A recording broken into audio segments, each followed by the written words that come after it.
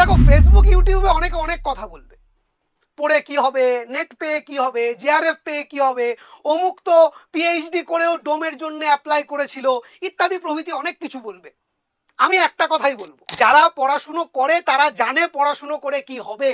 যারা ফেসবুকে বড় বড় ডিমোটিভেট কথা লেখে তারা কোনোদিন তোমাকে এগিয়ে রাখতে পারবে না, তোমাকে এগিয়ে দিতে পারবে না, তাদের কাজই ডিমোটিভেট করা। আমি তাদের উদ্দেশ্যে বলবো, আপনারা ফেসবুক করুন, ওই ঝরে ঝরে পড়ছে পকেট পরোটা, পকেট রসগোল্লা আর বিরিয়ানির ফুড রিভিউ দেখতে দেখতেই আপনি বাঁচুন।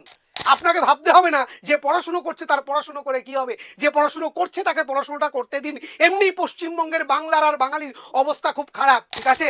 তার মধ্যে থেকেও যারা নিজের মেরুদণ্ড সোজা রেখে একটা স্বপ্ন দেখছে, একটা স্বপ্ন লড়ে একটা অধ্যাপনার স্বপ্ন দেখছে, তাদেরকে বলবো স্বপ্নটাকে বাঁচিয়ে রাখো, স্বপ্নটাকে জিইয়ে রাখো। সময়টা হয়তো খারাপ কিন্তু জীবনটা খারাপ নয়।